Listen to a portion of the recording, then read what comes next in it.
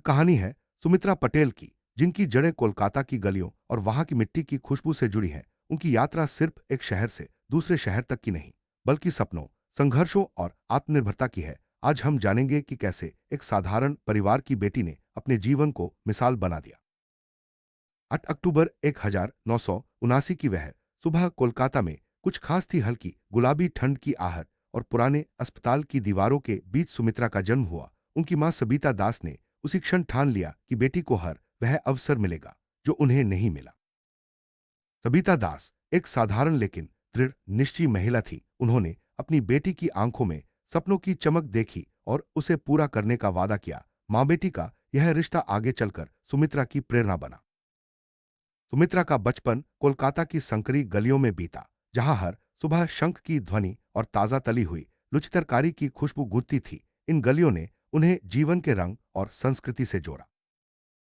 सुमित्रा के पिता एक छोटी सी नौकरी करते थे, लेकिन घर में शिक्षा और संस्कृति को सबसे ऊपर रखा जाता था। उनके पिता ने हमेशा सिखाया कि मेहनत और ईमानदारी से बड़ा कोई धन नहीं। सुमित्रा बचपन से ही पढ़ाई में मेधावी थी। उनकी मां ने घर घर जाकर सिलाई का काम किया ताकि बेटी की पढ़ाई का खर्च निकल सके। यह त्याग सुमित्रा के जीवन की नींव बना। सुमित्रा को आज भी याद है कि कैसे उनकी मां देर रात तक दिए की रोशनी में कपड़े सिलती थी। मां की मेहनत ने सुमित्रा को कभी हार न मानने की प्रेरणा दी। मां की मेहनत से सुमित्रा के पास नई किताबें आती थीं। हर किताब उनके सपनों को नया पंख देती थी। शिक्षा के प्रति यह लगन आगे चलकर उनकी पहचान बनी।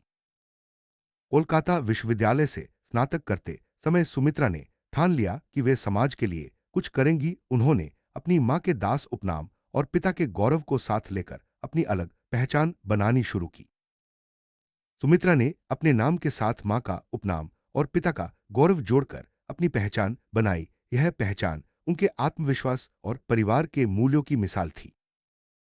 शादी के बाद सुमित्रा पटेल बनी और गुजरात के एक छोटे शहर में बस गईं। यहां से उनके जीवन का दूसरा अध्याय शुरू हुआ, जिसमें नए सपनों और चुनौतियों ने दस्तक दी।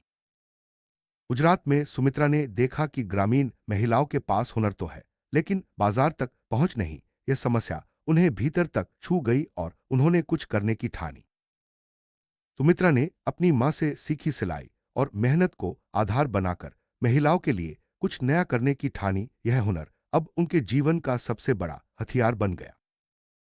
सुमित्रा ने महिला सहकारी संस्था की शुरुआत की, जहां स्थानीय महिलाओं को कोलकाता की मशहूर कांथा स्टिच और जामदानी कला सिखाई जाती थी। यह संस्था महिलाओं के लिए आत्मनिर्भरता का केंद्र बन गई।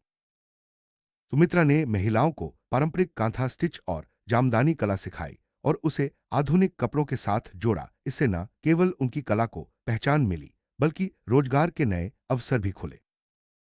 सुमित्रा ने पारंपरिक कारीगरी को आधुनिक फैशन के साथ जोड़कर महिलाओं को नया मंच दिया। इससे उनकी पहचान और आत्मविश्वास दोनों बढ़े।